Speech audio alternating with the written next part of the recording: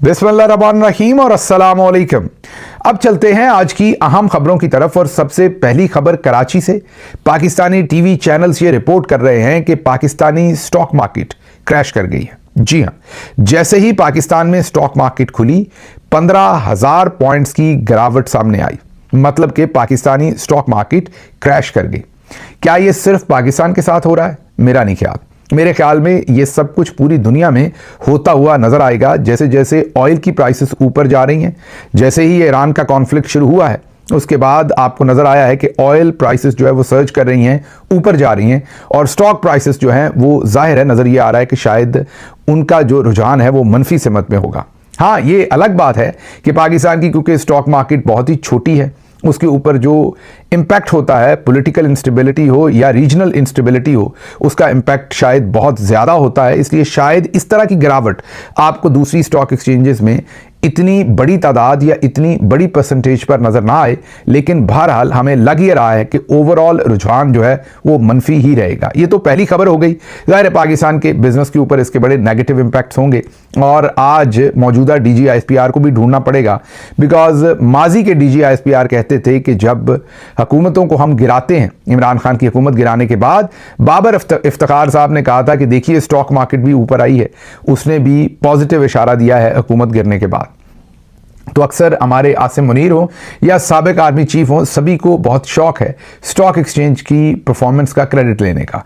तो आज वाला क्रेडिट देखते हैं कौन लेता है। लेकिन अगली खबर आपके सामने रखते हैं। अब मिडल ईस्ट से, कुवैत से खबर ये आ रही है, बल्कि वीडियो फुटेज सामने आ रही है।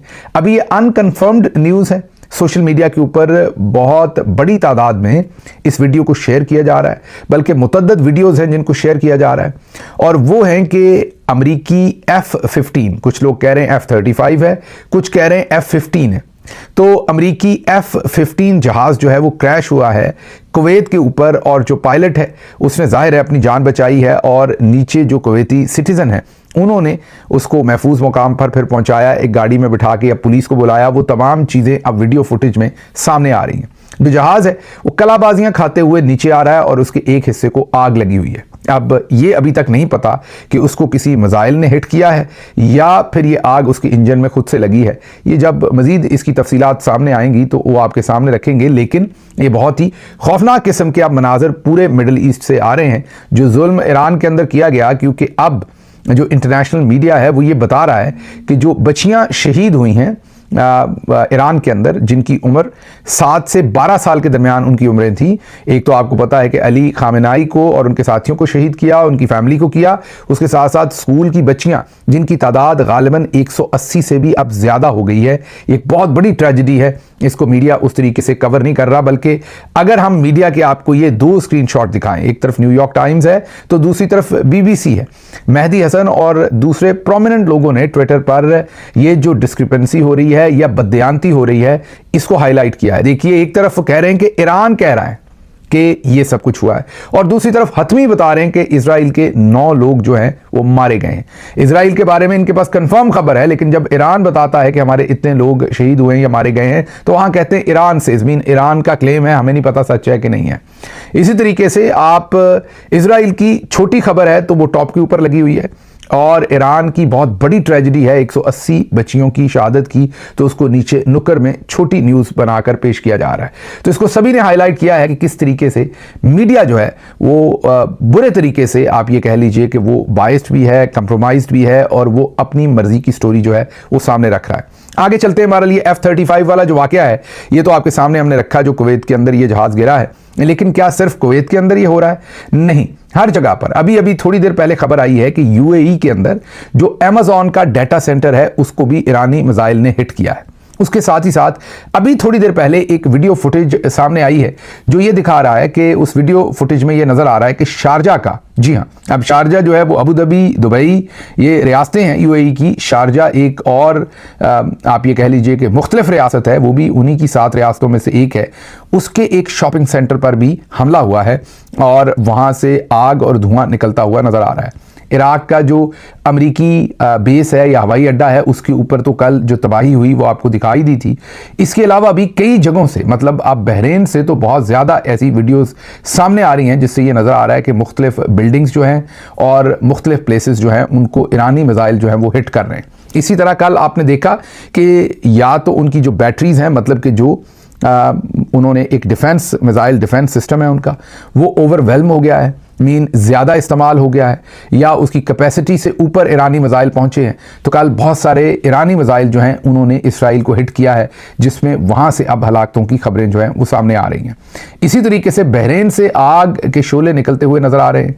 यूएई के अंदर जो कुछ हो रहा है वो हमने आपको बताया है, और उसके ऊपर अब सामने आ रहा है जो अली लारजानी हैं, जो बहुत ही इंपॉर्टेंट शख्सियत हैं इस वक्त। अली खामेनाई के जाने के बाद बहुत सारे लोग कह रहे हैं कि शायद अली लारजानी जो हैं वो अगले सुप्रीम लीडर होंगे। कुछ लोग और लोगों के बारे में कह रहे हैं, कुछ कह रहे हैं कि नहीं अली लारजानी होंगे।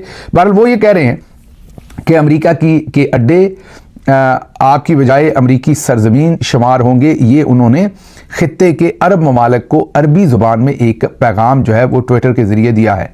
एक्स पर उनका एक पैगाम सामने आया है जिसमें उन्होंने अरब ममालिक को ये कहा है कि हमारी आपसे कोई लड़ाई नहीं, क्योंकि आपने अमेरिका को अड्डे दे रखे हैं और अमेरिका वो अड्डे हमारे खिलाफ इस्तेमाल कर रहा है हम पर हमला करने के लिए। इसलिए वो जो ज़मीन है आपका, वो जो हिस्सा है जो आपने अमेरिका को दे रखा है, वो असल में अमेरिकी सरजमीन ही है, क्योंकि वहाँ से अमेरिका ऑपरेट कर रहा है। तो हम उसको अमेरिकी सरजमीन समझेंगे, अमेरिका समझेंगे, क्योंकि अमेरिका हम पर हमले कर रहा है तो हम वापस उन अड्डों पर वहाँ पर हमला करेंगे, जिसकी वजह से जाहिर है ये आप पर हमला हो रहा है। लेकिन हम आप पर हमला नहीं करना चाहते, आपकी ज़मीन से हम पर हमला हो रहा है, इसलिए हम उस उस फौजी अड्डे को, उस बेस को, उस अमेरिकी अड्डे को वापस टारगेट कर रहे हैं, और जाहिर है उसमें आप भी टारगेट हो रहे हैं। इससे कबल मुत्तहिदा अरब अमारात के सदर के मुशीर अनवर करकाश का कहना था कि खलीजी ममालिक पर हमले मिसकैलकुलेशन है, ईरान तनहा हो जाएगा, ईरान की हमारे साथ कोई जंग नहीं है, ईरान को अपने हवासों में वापस आना चाहिए, आपकी जंग आपके पड़ोसियों से नहीं है। उन्होंने खलीजी ममालिक पर हमले को मिसकैलकुलेशन करार देते हुए कहा कि इससे ईरान जो है वो मज़ीद तनहा हो जाएगा। ये कहना था उनका कि ईरान को किसी सूरत हम पर हमले नहीं करने चाहिए। ईरान का मुत्तहिदा अरब अमारात में तारीखी हमला। मुत्तहिदा अरब अमारात में, ये अनकन्फर्म न्यूज़ है, ये ज़हन में रखिएगा। मुत्तहिदा अरब अमारात में CIA की खुफिया रहाइश का निशाना बनाने का दावा। पासदाराने इनकलाब के मिसाइल हमले में 6 सीनियर CIA अफसरान हलाक हुए हैं, 2 ज़ख्मी हुए हैं। पाकिस्तानी जर्नलिस्ट हैं हरमीत सिंह, वो ये रिपोर्ट कर रहे हैं, मोतबर जर्नलिस्ट हैं पाकिस्तान के अंदर, वो ट्विटर के ऊपर ये रिपोर्ट कर रहे हैं कि मुत्तहिदा अरब अमारात में CIA की रहाइशगाह के ऊपर निशाना लिया है पासदाराने इनकलाब के मिसाइलों ने, और उससे 6 सीनियर CIA के अफसरान हरमीत सिंह के मुताबिक हलाक हुए हैं और 2 ज़ख्मी हुए। उसके बाद जो US मिलिट्री बेस है इराक के अंदर, वो भी अंडर अटैक आई है, वहाँ से भी आग के शोले निकलते हुए नजर आए हैं। अब एक बड़ी इंपॉर्टेंट जो स्टेटमेंट ईरानी वजीर खारजा अराक्ची ने दी है, उन्होंने कहा है कि हमने इनके फौजी अड्डों पर हमला शुरू किया तो वो फौजी अड्डे खाली करके होटल्स में चले गए और उन्होंने वहां पर पनाह ले ली, इंसानी ढाल को इस्तेमाल किया। अराक्ची ये कहना चाह रहे हैं कि जो अमरीकी अड्डे हैं, जब हमने उन पर हमला शुरू किया तो उन्होंने उन अड्डों को खाली कर दिया और जाके होटल्स के अंदर रहाइश इख्तियार कर ली जो अमरीकी फौजी वहां पर हैं, और जाहिर सिविलियन आबादी की ढाल ले ली। इसलिए अब हमें मजबूरन उन होटल्स के ऊपर हमला करना पड़ रहा है। ये ईरानी वजीर खारजा अराक्ची वजह बता रहे हैं कि क्यों वो सिविलियन होटल्स के ऊपर और दूसरी जगहों के ऊपर इस वक्त हमला आवर है, या उनके मिसाइल वहां जाकर क्यों हिट कर रहे हैं। हम सिर्फ फौजी एहलकारों और उनकी तनसीबात को निशाना बनाने की कोशिश कर रहे हैं जो ईरान के खिलाफ ऑपरेशन में अमरीकी फौज की मदद कर रहे हैं।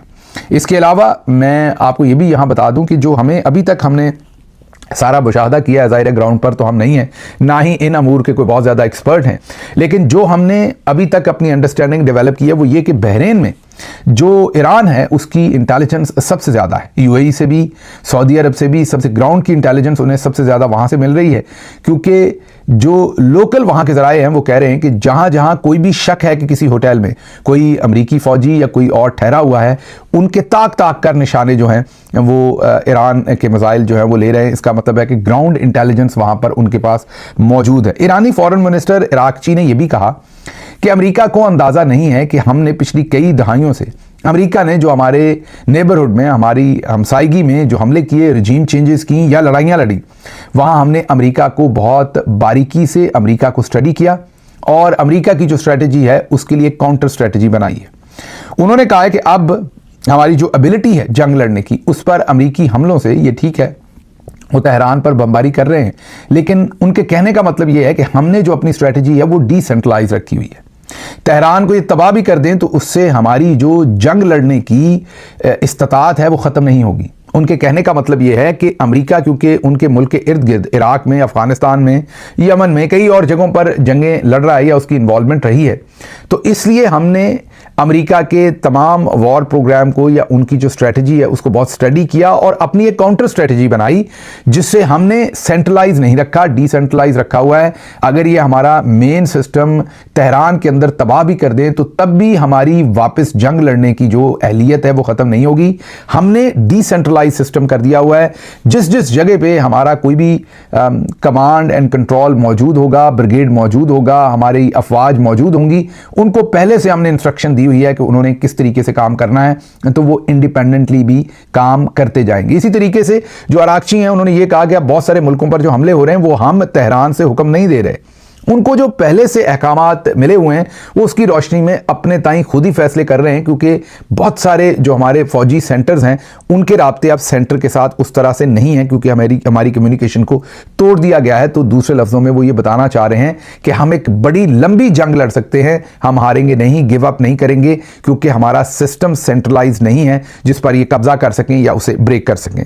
अब आगे जो अगली खबर आपके सामने रखते हैं वो ये कि ईरान ने इसराइल और अमरीकी बेसिस पर फतेह-2 हाइपरसोनिक क्रूज मिसाइल जो हैं उनसे हमला शुरू कर दिया है। हाइपरसोनिक ये जो उनके मिसाइल है इनका इस्तेमाल शायद पहली बार किया जा रहा है। ये ईरानी एक मीडिया आउटलेट कम से कम ये क्लेम कर रहा है कि इससे पहले ये सुपरसोनिक जो मिसाइल है उनका इस्तेमाल नहीं किया गया, ये पहली दफ़ा किया जा रहा है। दूसरी तरफ प्रेसिडेंट ट्रंप जो है उन्होंने एक बातचीत की है जोनाथन काल के साथ। जोनाथन काल एबीसी न्यूज़ के कॉरेस्पॉन्डेंट हैं वाशिंगटन डीसी में, और जोनाथन काल कहते हैं कि प्रेसिडेंट ट्रंप ने उनको बताया, ये बड़ी इंटरेस्टिंग बात है, जोनाथन काल कह रहे हैं कि प्रेसिडेंट ट्रंप ने उनको बताया फ़ोन पर बातचीत करते हुए कि अली खामेनाई को जब शहीद किया गया तो उन्होंने सोचा था कि उसके बाद उन्होंने किसको ईरान का अगला सुप्रीम लीडर बनाना है या किसको ईरान की अगली लीडरशिप देनी है। ये अमेरिका ने एक से ज़्यादा लोगों को चुना हुआ था और अमेरिका के ख्याल में अगर उनमें से किसी को लीडर बनाएंगे तो वो अमेरिकी इंटरेस्ट को बेहतर प्रोटेक्ट कर सकेगा।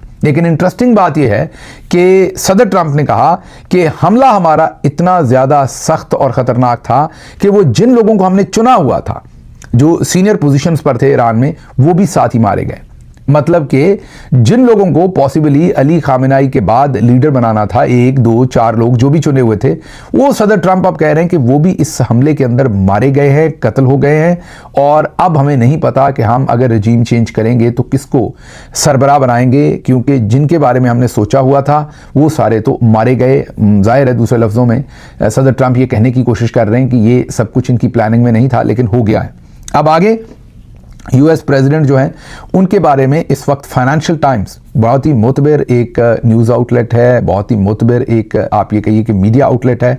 वो ये लिख रहे हैं, एक ओपिनियन पीस लिख रहे हैं कि यूएस प्रेसिडेंट को कोई अंडरस्टैंडिंग नहीं है कि उन्होंने आगे ईरान के अंदर क्या करना है। वो उस पीस के अंदर ये लिख रहे हैं फाइनेंशियल टाइम्स कि इससे पहले जो गलतियाँ ईरान में हुई, इराक में हुई और अफगानिस्तान में हुई, उनसे अमेरिका ने कुछ नहीं सीखा। अमेरिका ने ये जंग शुरू कर दी है बगैर सोचे समझे कि आगे ईरान के अंदर क्या करना है। मतलब वो यही कहना चाह रहे हैं कि रजीम चेंज ईरान के अंदर इतना आसान काम नहीं होगा। हम आगे चल के आपको बताते हैं कि ये क्यों इतना आसान काम नहीं होगा। ज़रा थोड़ी सी नज़र दौड़ाइए। ईरान की आबादी जो है वो 9 करोड़ 30 लाख मीन 9.5 करोड़ के करीब ईरान की जो आबादी है। पाकिस्तान की 25 करोड़ है। इससे अंदाज़ा लगा लीजिए कि ईरान की आबादी तकरीबन पाकिस्तान से आधी से थोड़ी कम है, मीन 9 करोड़ 30 लाख। तो ये कोई बहुत छोटा सा मुल्क, अगर बहुत बड़ा नहीं तो कोई बहुत छोटा मुल्क नहीं है। दुनिया के बड़े मुल्कों के अंदर आबादी के लिहाज से मैं बात कर रहा हूँ, रकबे के लिहाज से तो ये वाकई बहुत बड़ा मुल्क है, लेकिन आबादी के लिहाज से भी छोटा मुल्क नहीं है। अब इससे पहले इराक के अंदर रजीम चेंज की जाहिर है अमेरिका ने, और अफगानिस्तान के अंदर भी उस वक्त रजीम चेंज की थी। तो अगर इराक को देखें तो उनकी आबादी जो है वो 48 मिलियन है, तकरीबन आधी आबादी है तकरीबन उनकी ईरान की निस्बत इराक की तकरीबन आधी आबादी है। और जो अफ़गानिस्तान है उसकी आबादी 45 मिलियन है, वो भी तकरीबन आधी आबादी बनती है ईरान की निस्बत। तो अफ़गानिस्तान की 45 मिलियन, इराक की 48 मिलियन। 48 मिलियन का मतलब है कोई 4 करोड़ 80 लाख इराकी, और अफ़गानिस्तान जो है वो कोई 4 करोड़ 50 लाख मीन 4.5 करोड़। अब ये दोनों मुल्क जो है आबादी के लिहाज से कदरे छोटे हैं। रकबे के लिहाज से अगर आप बात करें तो जो ईरान का रकबा है वो तकरीबन 16,50,000 मुरब्बा किलोमीटर है, और ये 3 गुना बनता है अगर अफ़गानिस्तान और इराक को इकट्ठा भी कर लें। मीन जो एरिया इलाका अफ़गानिस्तान का और इराक का है, इन दोनों को इकट्ठा कर लें तो फिर भी ईरान उनसे 3 गुना ज़्यादा बड़ा है, क्योंकि इराक का जो एरिया है वो 4,34,000 मुरब्बा किलोमीटर है, और अफ़गानिस्तान का जो इलाका है वो अफ़गानिस्तान इराक से बड़ा है लेकिन ईरान से बहुत छोटा है। तो अफ़गानिस्तान का इलाका जो है वो 6,52,000 मुरब्बा किलोमीटर है। तो अफ़गानिस्तान और इराक दोनों को इकट्ठा भी कर लें तो ईरान रकबे के लिहाज से 3 गुना बड़ा मुल्क है। फिर ईरान के पास जो फौज है वो ना ही इराक के पास उस तरीके की प्रोफेशनल फौज थी और ना ही अफगानिस्तान के पास। फिर जो वहाँ पर आप ये कहिए कि कंट्री का ओवरऑल लेआउट है, पहाड़ी इलाके, सहरा, बाकी तमाम चीज़ें, वो भी गुरीला फाइटिंग के लिए और लंबी फाइटिंग के लिए बहुत ही ज़्यादा सूदमंद है, आप ये कहिए, या बहुत ही ज़्यादा अप्रोप्रिएट है। ईरान जो है वो लंबी जंग लड़ सकता है, और उसकी एक वजह यह है कि वहाँ पर किसी डिक्टेटर की हुकूमत नहीं है बल्कि एक नज़रिए की हुकूमत है। जो अली खामेनाई अब शहीद हो गए तो पीछे आप देखिएगा पूरा उनका सिस्टम अभी भी डिज़ाइन है और वो उसके ऊपर अमल कर रहे होंगे। अगर किसी तरह से आप ये कहिए कि तेहरान पर कब्जा भी कर लिया जाता है और उनकी हुकूमत को गिराकर कोई नई हुकूमत वहाँ इंस्टॉल भी कर दी जाती है, तो मुल्क के तूलो अर्ज़ में जो उनके मजहबी तौर पर फॉलोअर्स हैं लोग, जो उनकी वो IRCG जो उनकी रेवोल्यूशनरी गार्ड्स हैं वो हो गए, या दूसरी जितनी भी उनकी अफवाज की इकसाम है, उन्होंने नॉर्मली मुल्कों के अंदर एक फ़ौज होती है, जैसे पाकिस्तान के अंदर एक तरह की फ़ौज है, एक प्रोफेशनल फ़ौज है, उसका एक हिस्सा ज़ाहिर है एयरफोर्स है, उसका एक हिस्सा जो है वो नेवी है और बर्री है, और बाकी भी उसके अंदर हिस्से हैं। ईरान ने इस तरह मुतद्दद फ़ौजें बनाई हुई हैं, और उन मुतद्दद फ़ौजों के अंदर फिर अलग से नेवी, अलग से एयरफोर्स, अलग से सब कुछ जो है वो अलग से किया हुआ है। और इसीलिए बनाया हुआ है ईरान ने ये सारा सिस्टम कि एक सेंट्रलाइज्ड सिस्टम ना हो, एक चीज़ कंप्रोमाइज़ हो तो दूसरी चीज़ एक्टिव हो और वो रिस्पॉन्ड कर सके। तो उन्होंने अपने सिस्टम के ऊपर बहुत मेहनत की हुई है बहुत सालों से, और सिस्टम बनाया ही इस दिन के लिए गया था। जो कुछ इस वक्त ईरान के साथ हो रहा है उसको देखते हुए अब क्या ये कहा जाए कि ईरान को इससे कोई फ़र्क नहीं पड़ेगा जो सब कुछ हुआ? नहीं, ये दुरुस्त नहीं है, फ़र्क पड़ेगा। ईरान को बहुत सख्त ज़रब लगी है, बहुत शदीद ईरान को नुकसान हुआ है, और इसी वजह से ईरान जो है वो बहुत ही गुस्से में रिस्पॉन्ड कर रहा है इस टाइम। तो ईरान को इसका नुकसान ज़रूर हुआ है, ईरान अपने मकासद में पीछे ज़रूर गया है, लेकिन इसके साथ साथ अगर हम बैलेंस तज्ज़िया आपके सामने रखें, बगैर कोई इसके अंदर आप ये कहिए कि जज्बाती मसाला डालने की, बगैर आपकी जो आप ये कहिए कि जज्बात जो हैं उनको मज़ीद एक्सप्लॉइट करने के बगैर भी अगर आपको हम ये बताएं तमाम चीज़ें ईमानदारी के साथ, तो वो मेरे ख्याल में यही बनती हैं कि ईरान में रजीम चेंज करना आसान नहीं होगा। उसकी वजह ये कि पहले अगर बहुत सारे लोग महंगाई की वजह से, दूसरी वजूहात की वजह से जो मौजूदा रजीम ईरान के अंदर थी उससे कुछ नाराज़ भी थे, तो जिस तरीके से ईरान के अंदर बमबारी की गई है, जिस तरीके से 180 बच्चियां शहीद हो गई हैं, जिस तरीके से अली खामेनाई और उनके ख़ानदान को शहीद किया गया है, उनके साथ अब सब लोगों की हमदर्दी हो गई है। तो जो शाह ऑफ ईरान के साहबजादे रज़ा पहलवी या जो भी उनके बाकियात हैं, वो जो वापस ईरान जाके हुकूमत करना चाहते हैं, मेरे ख्याल में उनके लिए मामलात और भी अब ख़तरनाक हो गए हैं। उनके लिए वापस जाके चीज़ें करना उस तरह से आसान नहीं होगा। मुझे यहाँ से इजाज़त दीजिए। अल्लाह आपका हामी और नासिर हो। पाकिस्तान जिंदाबाद।